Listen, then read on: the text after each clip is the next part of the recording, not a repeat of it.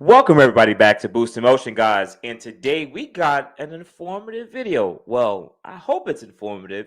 We got three companies that made intercoolers for this car. Yes, for your Q50 Q60 and your soon-to-be Nissan Z. Well, guys, you already know what to do. Hit that intro. Welcome everybody back to Boost Emotion, guys. Good morning, good afternoon, and good night. Thank you.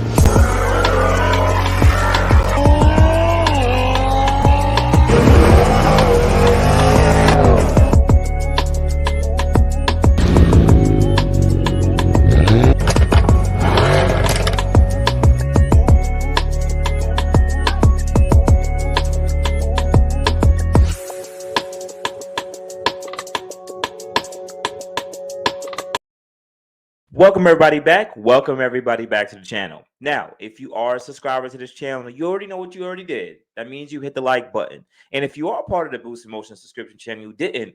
What's going on, guys? Like, come on. I would really appreciate it. Please and thank you, guys. If you please hit the like button, it would really go a long way. And if you are new to this channel, I am Boost Emotion. I used to have two VR30 Q50 Q60s and both modified them. And hopefully, maybe we could get a Nissan Z on this channel. But anyways, this video is mainly about, I would say, two new parts that came out for the VR30. Now, I want to go through the three. First, I'm going to name the three companies. The first company that actually was making these prototypes was Bear LLC. Shout out to Mike. And then the next two companies that were in talks of doing it, but then was showcasing it for a year was Mishimoto and finally AMS Performance. So shout out to all three of these companies on developing and continue to push this VR30 to the next level. This is why I love tuning. All right. But anyways, before we get into it, remember people call me the blondie of the VR30 world, right? What is an intercooler? Simple and easy. Pretty much, you compress the air in your turbocharger that get pushed is into a intercooler or a heat exchanger. But technically on these cars, this can call it an air to water intercooler, right? Let's leave the air to water part out of it. But once it goes through this air to water intercooler, the heat from this compressed air, because whenever you compress air, temperature goes up, right? You exchange that heat into the air to water or air to air system. And then on the other side, the air charge or the charger temps will be a lot cooler because you don't really want a lot of hot air being forced into the motor because things could go boom if it's too hot. All right. So on this platform, we have two air to water intercoolers. One is on the driver's side and one is on the passenger side, right? Now, I want to make this disclaimer, right? I'm going to be straight honest for people who watch the first 2 minutes of this video, or 3 in this case. This modification is not really needed unless you are going max effort. If you are going max effort on the VR30, I'm talking about the big dogs with the pure turbos, RT turbos, and they're pushing their turbos full send, or you may be going with a larger Garrett aftermarket turbo in the future, or any large turbo, then you should definitely look into this modification. But if not, this is just you watching and looking and seeing, hey, maybe you should be able to buy some of these parts. I don't know. But anyway, guys, let's do a quick screen share, and we're going to showcase all three of these, and we're going to go through the information that they provided and see which one is the best for you guys to choose. So let's start with Bear LLC. Shout out to Bear, shout out to Mike. Now, at the end of the day, you guys don't know too much about Bear LLC because Mike never really showed off so much of his parts. But he's been making these prototypes about since 2020. But during the thing we dealt with, it messed up the supply chain. But anyways, this is the Bear LLC intercooler kits. Now, with these intercooler kits, you can also add an external blower valve system, or you can get it without the blower valve system. Of course, he used high quality cores, but the best thing I really like about his kit is it's a three-way, it's a 3-pass intercooler kit. What does that actually mean? Let me just see if I can go back to screen share, right? Come on, let me run back to screen share. All right, so I want you guys to kind of like see me a little bit. So think about it. Think about the stock heat exchanger or the stock intercooler. Sorry, the coolant comes from one side to the next. That's it. It just comes from here to here. The coolant shoots throughout. So that little 5 to 6 inches of threshold that's how much coolant capacity that you really have, right? Excuse me. But with the 3-pass system, it goes 1, 2, 3. That means that you have, I hate to say it, 3 times the amount of cooling or additional cooling when that air charge is being pushed through the air to water intercooler, right? So this makes the system more efficient. Now, the stock heat exchanger, it's the heat exchanger. The stock air to water intercooler, let's be quite honest. It was made for cost effectiveness, not really so much for efficiency. So this is why on the VR30 we add additional heat exchanger in the front. This is why we added the fender tanks and just try to add more coolant to the system so that we can increase the amount of cooling efficiency, right? But with a 3-pass system, you actually get the most. I get this. I hate to say, keep saying the word efficiency, but the most efficiency through that air to water intercooler. Now, let's go back. So, take a look. That's how the units look. I think you use AN fittings. Looks really good, high quality. That's how they look installed. See? And let me see if I can click it off. I think I might be able to show off, say a little bit of information. The long anticipated drop air intercoolers are now available with increased capacity of 40% over core. You can now push the envelope. Now, the prices that he was charging were $1,900 a pair or $2,400 with the blow valve lines, couplers, and other things assisted. So this is really right around, excuse me, this is right around a modification that's right around that $2,000 to $2,500 mark. Also, ability of handling up to 600 horsepower per unit. Now, I want to just quickly say that our units are super small. As much as you want to force as much air through it, they still have a cooler capacity, all right, or flow rate. I would assume. Don't beat me up in the comments. I don't have the proper verbiage about it. But the reason why I say 600 horsepower per unit is that's the amount of flow and or psi cooling charge it could actually handle, right? But the stock units literally can only literally handle stock. Now, even though we push the envelope and we push pures to 650, 700 wheel horsepower, doesn't mean that if we didn't have aftermarket units that the efficiency won't be better. Let me just stop the screen share. I do want to show a couple more photos of the Drop Bear LLC one. Shout out to Drop Bear LLC. Shout out to Mike. Much love, brother. Much love. All right, let's, because I want to show you guys another one. Don't bear with me. Hit the like button right now too, guys. Come on. Come on. Your boy Boo's trying to help you guys out. He wants you guys to spend your money efficiently. You know what I'm saying? Bear with me, guys. Here's some more photos. So these are the stock units, right? Versus the Drop Bear LLCs. Of course, the stock units look bigger, but they're really not. All right. Once again, that's from the above taking a look. This is it, not on the car yet. This is with it on the car installed. See? Once again, with the lines, cooling hoses, and it shows you the depth of how large the capacity is. Remember, even though it's larger too, it also has more coolant added to the system, which is better for recovery. Once again, you can see just a quick example on how it looks. All right, cool. And that's with them fully installed, and I think that's it. That's how it actually looked. So shout out to Drop Bear LLC. I'm much appreciative. If you guys want to look into it, you could definitely add them at Drop Bear LLC. I think on Instagram and or Facebook. I don't know if their website is actually up, but if you are going max F and send, these are probably one of the best air to water intercoolers that are out on the market. It's just that they're not really as marketed for you guys. Now let's go on to the second company, Mishimoto. Now at the end of the day, I got my own. I feel how I feel about Mishimoto. Because your boy Boost, when he was on his way up, he was definitely hitting up a couple of companies, and Mishimoto was willing to work with me, but they literally were only giving me like like Black Friday discount, which didn't make any sense, or no kickbacks. I wasn't trying to do that. But anyways, so Mishimoto been talking about bringing out their air to water intercoolers forever. Now, this is their units. Looks pretty good. I like it. Looks well, the photos probably definitely doctored up. But from what I can see here, they're saying is 20 degrees cooler air charge than stock, 51% less restricted than stock air intercoolers, air to water intercoolers, right? Let me see what else they have here. They saying you'll get a max gains of 8 horsepower and 12 foot-pounds of torque.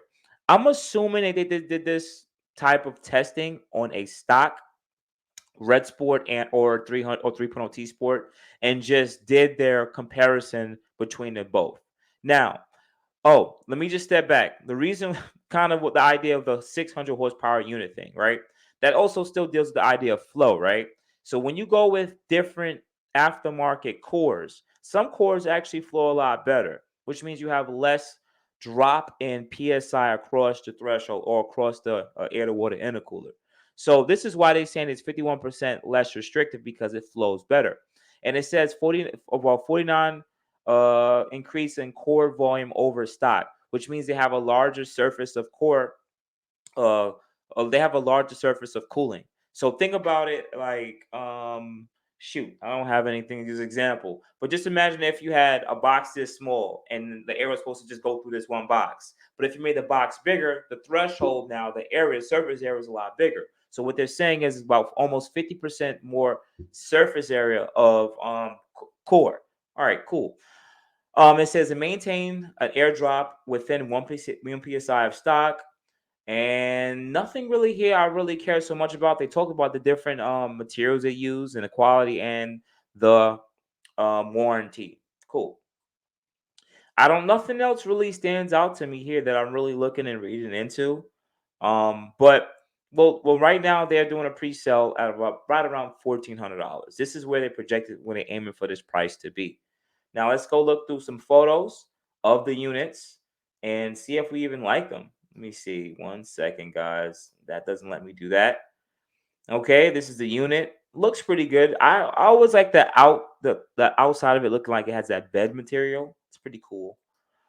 Okay, and that's how they really look without the bed material, without being all looking nice and stuff. Um, okay, notice it doesn't have like the same thing that a drop air has with the blow valve extension. I get it. That's just an added thing if you want to. Um, I don't really like the wells there. It looks too chunky for me, but I guess that's just my opinion. It doesn't look as nice, to be honest. The way it sits right there doesn't look as nice, but it is what it is, right? And that's how the units look. Now, this is their graph they used to show the threshold. They said they tested this performance test stock versus Mishimoto. Well, this must be a modified car because you can see the amount of horsepower gain that they're speaking of. So, because if this is horsepower or wheel horsepower, this looks like it was a 93 tune car. And they're showing that in from 3,500 to right around 5,500, you're looking like you're having about a 8 to 10 horsepower gain in performance. Okay, and torque. And let me see what else is here. They showing a graph of flow rates, and they showing that this flows a lot better as the PSI goes up, or the CFM cubic feet meters. Oh my god, don't beat me up. I forgot CFM. I always remember CFM, just not remember it right now. But they talking about the flow rate, and this is going to be the charge air temperature scale. So pretty much this is what you guys should actually care about. So they're saying that the stock air charges were right around 110, and as you go as you go with time, the charge air temp through different pulls. Each one of these dips are the amount of pulls. Like they did a quick pull, then they backed off, a quick pull, then they backed off. Shows the recovery, right? And what they're showing here is it went up to 110 and it dropped back down to 100, went up to 115.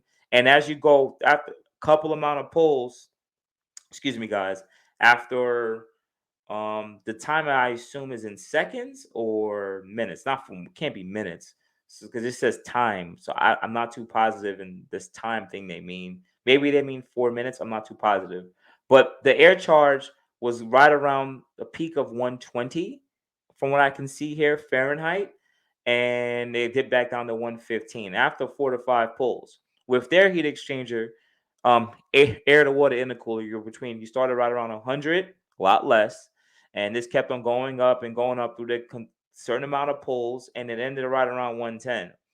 Now, this is a little bit confusing to me because if each one of these are poles, 1, 2, 3, 4, 5 poles, with their own heat exchanger, they did 1, 2, 3 poles here. It seems like there's really no dip. I'm a bit confused on how they overlaid this graph. Maybe they don't think people know how to read, or maybe I'm reading it wrong. So, guys, correct me in the comments if I'm definitely off here. And it's just the time thing is really confusing to me. That throws me off. And I mean, I'm trying to be fair here because at the end of the day, I'm just looking at it, and I'm saying to myself, this could be all. These could be done on different days. Literally, anybody could change anything on a graph, but it is what it is. And also these air charges, I've seen my air charges go a lot higher on this car. Because 120 Fahrenheit, I've definitely seen air charges a lot higher than that the harder I push the car. So this doesn't really seem like they were really doing too much, to be quite honest. Or it was probably super cold outside or a lot colder. But even then, because usually your charge attempts will be usually your charge attempts will be definitely above your charging cool air or charged cool air temperatures, but these temperatures not really that much more higher. I don't know. But anyways, and they showing what's involved and schematics, and that's really it. So guys, that's $1,400 for the pre-sale of Mishimoto. And finally, let the champ walk in the room. We're gonna bring in AMS Performance. Yes, guys, we're gonna bring in AMS Performance because you guys love AMS Performance, and I love them too. As much as I talk my nonsense about them, at the end of the day, they do their thing. They're a big company, and I put out a lot of respect for them for doing just putting in the work. So let's just do a quick screen share. All right, share screen. AMS. Yeah, let me see. Yep, we're gonna do the AMS on Facebook. All right. So, all right, guys. So this is what AMS is coming out with. This is going to be their units. Now, I don't know too much about their information. I did look through the comments, but I don't really know too much. From what I do know, remember, Drop Bear LLC is triple pass. Mishimoto is actually single pass. I remember reading it in some of their older papers. It's single pass now, which is pretty much just an upgrade, a larger OEM air to water intercooler. AMS, I know, probably sat there and did their thing. I don't know all the information about if this is going to be a triple pass or double or a double pass. Well, it won't be a double pass because it's probably triple pass or single pass. I know that they really care about efficiency. I know they care about surface area and car size. And at the end of the day, I know they care about material and build quality and fitment. So I know that AMS is going to put out a good product, a very, very good product. So I'm gonna probably, and they're gonna put out a lot of good data for this, because for AMS to make it, they mean that they sat there and thought about it this time, that it is time to put this product out there. We have enough information. We did all we can, and knowing that now the Nissan Z is coming out, there's more to do. So I know that AMS is doing their thing. Take a look at that unit. It looks really good. Build quality looks freaking amazing. I'm not gonna lie, like it looks really good. Well, what can you say? Like AMS know what they're doing. They definitely know how to package something very well and make it look really good and OEM fitting. Um, we don't know the pricing. But usually AMS seems like they charge about another 30 to 40% above the usual companies. Like let's take Mishimoto, right? Mishimoto charged right around $500 for the heat exchanger. AMS was a little bit above that. And when you compare it to like other parts that they make compared to other brands, it's usually 30 to 40% more. I'm assuming that this air water intercooler is gonna be somewhere around $1,800. 16 to $1,800. $1,500 would be the best to see them do 1,500, but I'm assuming between 16 to $1,800 for their units. Of course, I definitely seen that in this community, because they know that this wouldn't be like a large seller. Like not a lot of you guys are gonna run out and go and get an air to water intercooler for your 93 tune stock turbo Q50 Q60 or Nissan Z, because you can get so much other cooling parts for this car. So it wouldn't really even really make any sense to really go and spend all that money on it. But they know that the real dogs, hate to say real dogs, but the big dogs are really going to go out there and get these units. Now, I want to bring this to a close, and I want to give you guys my final estimate. All right, so bear with me. So what I want to say is this, right? Because this video was super long. I really appreciate you guys for always banging with your boy Boost. Thank you. Thank you so much. So Boost, I know you've been in this community for a while. I trust your word, and you guys really do. I really appreciate that. Boost, what should I do? What should I do? Should I look into getting this modification, right? Well, I'm going to say it again like I said earlier in the video. It depends on your end goals. Some of you guys come into this platform and get a JB4 and be like, I'm going to just chill with that. And next minute, 6 months later, you guys got pure turbos, running E85, slicks. And I'm like, wow, you guys came a long way. But not majority of y'all do that. Only a small percentage of you guys actually care about really modifying this car to that upper echelon of performance. So what I'm going to say is this is a modification I think most of you guys should skip if you are just regular stock turbo 90 tune or even 8085. I get it, but I think this is a modification you guys should skip. It's going to be at a big price point, and I just don't see how much more better it would be over, let's say, well, you shouldn't really compare apples to apples here. I get it, but you can just add more coolant to your system. You can add a heat exchanger. You can add a fender tank to your system and an additional water pump if you don't have a red sport or 3.0 T sport.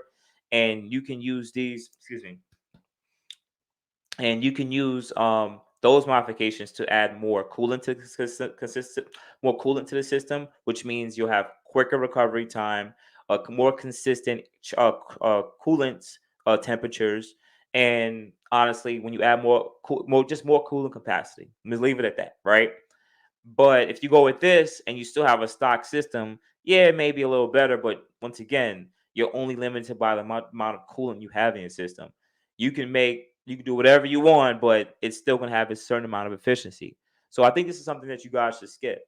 Now, if you do have like a pure turbo, RT turbo, and you're trying to go max effort, I definitely see that this would be definitely a modification that would really be beneficial for you guys. But once again, we've been making consistent 600, 650 wheel on pure turbos. Like that's all day, every day. So at the end of the day, how much more do you really want out of the system? Of course, with your other accessory modifications. But at that point, you're thinking to yourself, all right, I have my cooling system is really max effort. And what else can I really add? I can add this. It should help in, once again, that threshold, like if you're chasing a number, but once again, is the consistency there? All depends on the coolant. And lastly, for the people who made it the 23 minutes into the video, will this kit or these kits be better than some now of our air-to-air kits that are out there? Would it be more cost efficient? We're still up on that and up in the air on that one. I do know a couple of prices, but I will make a separate video talking about the air-to-air kits again.